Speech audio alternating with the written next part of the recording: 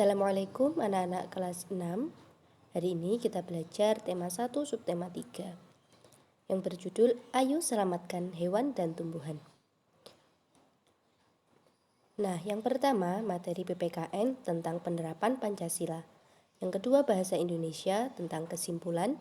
Yang ketiga materi IPA tentang perkembangbiakan vegetatif tumbuhan. Yang keempat materi PS tentang politik negara ASEAN. Dan yang kelima SPDB tentang karya patung. Baik, langsung saja kita masuk materi pertama PPKN tentang penerapan Pancasila. Sila pertama, yang pertama yaitu kita harus saling menghargai antar umat beragama. Yang kedua, tidak memaksakan suatu agama kepada orang lain. Yang ketiga, takwa kepada Tuhan Yang Maha Esa sesuai ajaran agamanya. Yang keempat, menjalankan ajaran agama masing-masing. Nah, untuk penerapan sila kedua, yaitu yang pertama membela kebenaran dan keadilan. Yang kedua, menyadari bahwa semua orang mempunyai hak dan kewajiban yang sama. Yang ketiga, tidak membeda-bedakan manusia. Penerapan sila ketiga. Yang pertama, menjunjung tinggi persatuan bangsa. Yang kedua, mengutamakan kepentingan bangsa dan negara. Yang ketiga, cinta tanah air dan bangsa.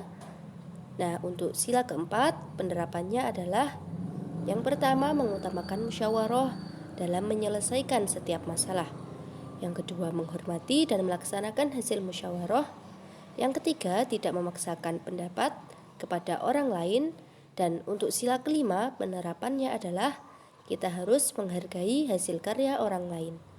Kita juga harus menjunjung tinggi nilai kekeluargaan dan menghormati hak dan kewajiban orang lain. Selanjutnya, makna lambang sila Pancasila. Sila pertama dilambangkan dengan bintang yang menggambarkan cahaya kerohanian bagi seluruh warga negara. Kelima sisi pada bintang menggambarkan kepercayaan masing-masing. Sila kedua dilambangkan dengan rantai, tersusun dari 17 gelang yang menggambarkan hubungan manusia yang saling tolong-menolong. Untuk sila ketiga dilambangkan dengan pohon beringin yang digambarkan sebagai tempat berteduh untuk seluruh warga negara dan juga mengartikan kesatuan Indonesia yang kokoh tertanam dalam akar yang kuat. Sila keempat dilambangkan kepala banteng, dimaknai sebagai hewan yang suka berkumpul dan kompak mengambil keputusan. Sila terakhir yaitu sila kelima dilambangkan dengan padi dan kapas.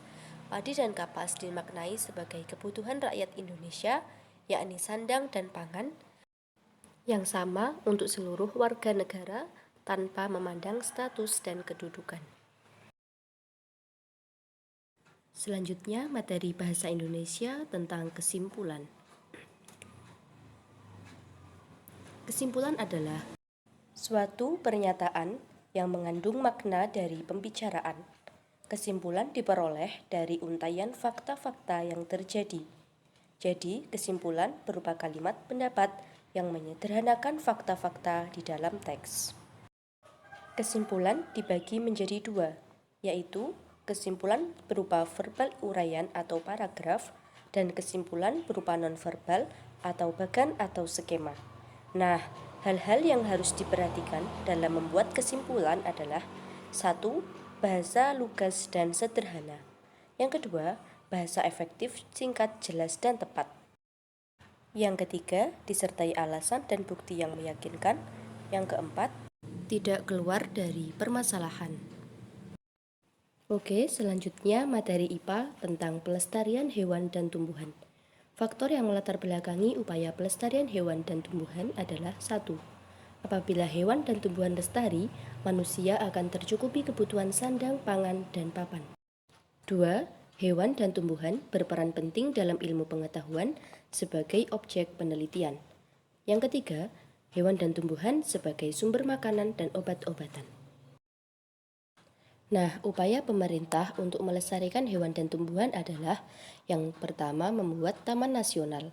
Contohnya, Taman Nasional Gunung Leuser di Aceh, Taman Nasional Ujung Kulon di Jawa Barat, dan Taman Nasional Baluran di Jawa Timur. Selanjutnya, pemerintah juga membuat cagar alam untuk menjaga kondisi alam supaya tetap dalam keadaan alami. Contohnya, cagar alam Pangandaran di Jawa Barat, cagar alam Kawah Ijen di Jawa Timur, dan cagar alam Rafflesia di Bengkulu.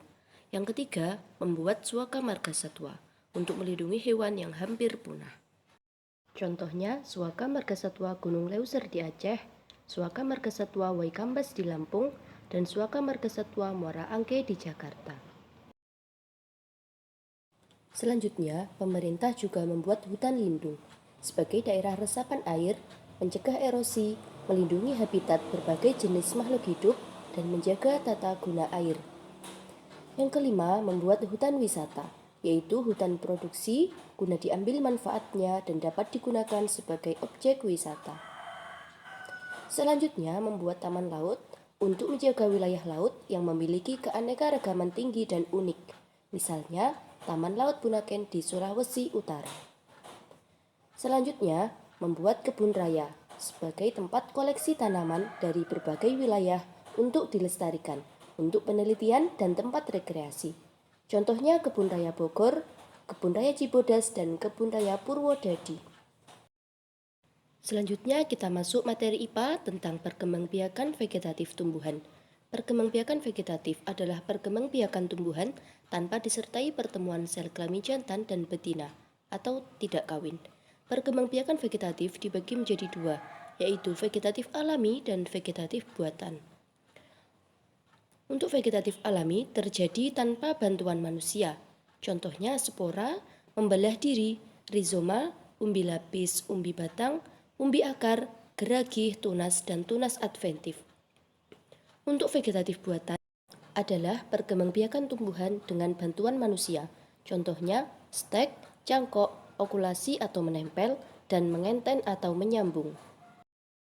Selanjutnya, perkembangbiakan vegetatif tumbuhan. Yang pertama, stek batang adalah cara perbanyakan tumbuhan dengan cara memotong bagian tubuh batang induk lalu menancapkannya ke media tanam. Contohnya stek tebu, ketela pohon, jambu air, dan sirih. Yang kedua, cangkok merupakan cara mengupas kulit batang, kemudian dilapisi dengan tanah yang subur dan dibungkus dengan sabut kelapa. Contohnya, tanaman yang bisa dicangkok adalah jambu air, mangga, jeruk, alpukat, sawo, dan rambutan.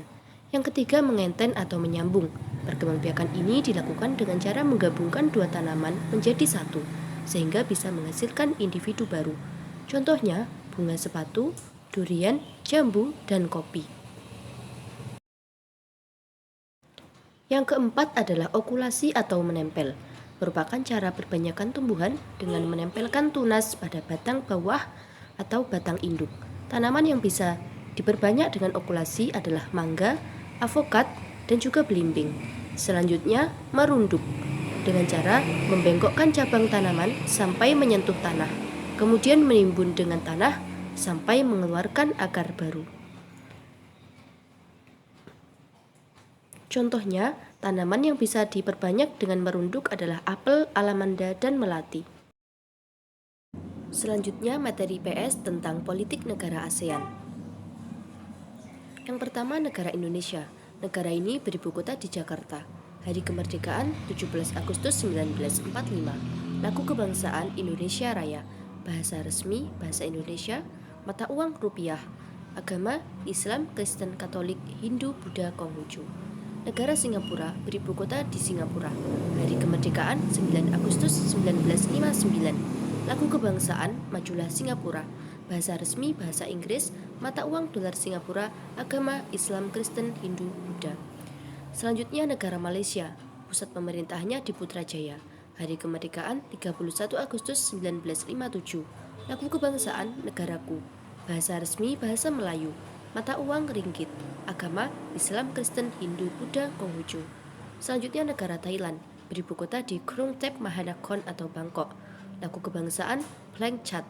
Bahasa resmi Thai, Tiongkok, Inggris. Mata uang Baht Stang. Agama Islam, Kristen, dan Buddha. Negara Filipina. Negara ini beribu kota di Manila. Hari kemerdekaan 4 Juli 1946. Lagu kebangsaan Lupang Hinirang. Bahasa resmi Tagalog dan Inggris. Mata uang peso. Agama Islam, Kristen, dan Katolik. Negara Brunei Darussalam. Ibu kota di Bandar Seri Begawan. Hari kemerdekaan 1 Januari 1984. Lagu kebangsaan Allah peliharakan Sultan. Bahasa resmi bahasa Melayu. Mata uang dolar Brunei. Agama resmi yaitu agama Islam.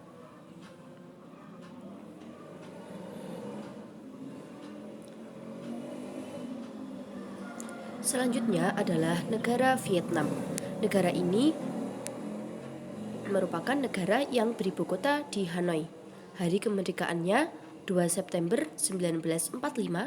Lagu kebangsaan Tien Quan Cha. Bahasa resmi bahasa Vietnam. Mata uang Dong. Agama Buddha Konghucu, Taoisme, Kristen, dan juga Islam. Kemudian negara Laos. Negara ini beribu kota di Vientiane. Hari kemerdekaan 19 Juli 1949. Lagu kebangsaan Peng Sat Lao. Bahasa resmi bahasa Laos. Mata uang New Kip. Agama yaitu agama Buddha. Kepala negara Laos adalah presiden. Negara Kamboja. Negara ini beribu kota di Phnom Penh. Hari kemerdekaannya 9 November 1953. Lagu kebangsaan Noko Reach. Bahasa resmi bahasa Khmer. Mata uang Riel Kamboja. Agama yaitu agama Buddha. Negara Myanmar. Negara ini beribu kota di Nay Pyi Taw. Hari kemerdekaannya 4 Januari 1948. Lagu kebangsaan Kaba Mackay. Bahasa resmi bahasa Birma. Mata uang yaitu Kyat. Agama Buddha, Islam, dan Kristen. Selanjutnya kita masuk materi baru SPDP tentang seni patung.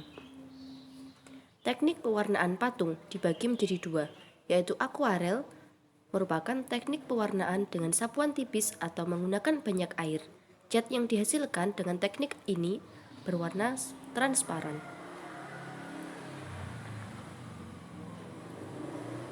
Kemudian teknik pewarnaan plakat. Teknik pewarnaan ini dilakukan dengan sapuan tebal. Teknik pewarnaan plakat tidak mengandung air. Cat yang dipakai juga lebih kental. Cat yang biasa dipakai untuk mewarnai patung adalah cat poster dan cat akrilik. Sekian penjelasan dari saya. Terima kasih sudah menyimak. Semoga bermanfaat. Sampai jumpa di video selanjutnya. Wassalamualaikum warahmatullahi wabarakatuh.